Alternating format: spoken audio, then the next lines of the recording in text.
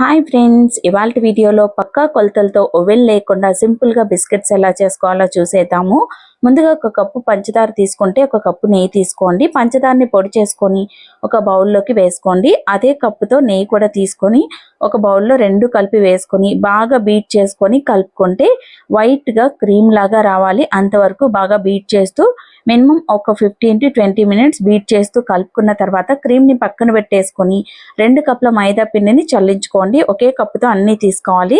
2 table స్పూన్ల గోధుమ రవ్వ, అదేనండి ఉప్మా రవ్వ వేసుకొని బాగా కలుపుకొని చిటికెడు ఉప్పు కూడా వేసి కలుపుకున్న తర్వాత బీట్ చేసుకున్న క్రీమ్ని కొద్ది కొద్దిగా వేసుకుంటూ గట్టి చపాతీ ముద్దలాగా కలుపుకోవాలి. కాస్త లూజ్గా కలుపుకున్న బిస్కెట్స్ అయితే నెయ్యి వేసుకుంటాం కదా, బేక్ చేసుకున్నాక లూజ్ అయిపోయి బిస్కెట్ కరెక్ట్గా కుదరదు. ఇలా గట్టిగా కలుపుకోవాలి. కన్సిస్టెన్సీ ఇలా ఉండాలి. తర్వాత చేత్తో ఇలా బిస్కెట్స్ రౌండ్గా చేసేసుకోండి. మరి పలుచగా కాకుండా ఈ మాత్రం మందం ఒత్తుకొని ఒక ప్లేట్కి నెయ్యి అప్లై చేసేసుకొని అరేంజ్ చేసుకోండి.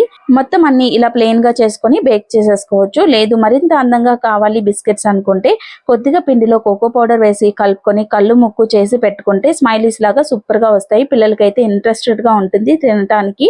మీరు మైదా పిండికి బదులుగా గోధుమ పిండి కూడా వాడుకోవచ్చు. హెల్తీగా కావాలి అనుకుంటే బెల్లం కూడా వాడుకోవచ్చు. బెల్లాన్ని కరిగించి వేసుకోవాలి. కానీ టేస్ట్ అనేది డిఫరెంట్ వస్తుందండి. ఖచ్చితంగా హెల్తీగా చేసుకునేవి కాస్త డిఫరెంట్గా వస్తుంది గోధుమ పిండితో చేసుకునేవి. ఇలా కళ్ళు ముక్కు అరేంజ్ చేసుకున్నాక ఓవెన్ లేకుండా బేక్ చేసుకోవడం కోసం అడుగు మందంగా ఉన్న పాన్లోని ఒక లేయర్ సాల్ట్ వేసుకొని ఒక స్టాండ్ పెట్టుకొని పెట్టేసి 10 నిమిషాలు బేక్ చేసుకున్న తర్వాత బిస్కెట్ ట్రేని దానిలో పెట్టేసి ఆవిరిపోకుండా మూత పెట్టుకొని 30 నుంచి 40 నిమిషాలు లో ఫ్లేమ్లో కుక్ చేసుకున్న తర్వాత ఒకసారి మూత ఓపెన్ చేస్తే బిస్కెట్కి అడుగున రంగు మారినా చేతికి అతుక్కోకుండా ఉన్నా సరే మీరు స్టవ్ ఆఫ్ చేసుకోవచ్చు. లేదంటే మరొక 5 నిమిషాలు లో ఫ్లేమ్లో కుక్ చేసుకోవచ్చు. ఇలా 10 నిమిషాల తర్వాత స్టవ్ ఆఫ్ చేసిన తర్వాత సర్వ్ చేసుకుంటే టేస్టీగా ఉండే బిస్కెట్స్ అయితే రెడీ అయిపోతాయి. బాదం పొడి వేసి చేసుకుంటే ఇంకా బాగుంటాయి. అది మరొక వీడియోలో షేర్ చేస్తాను.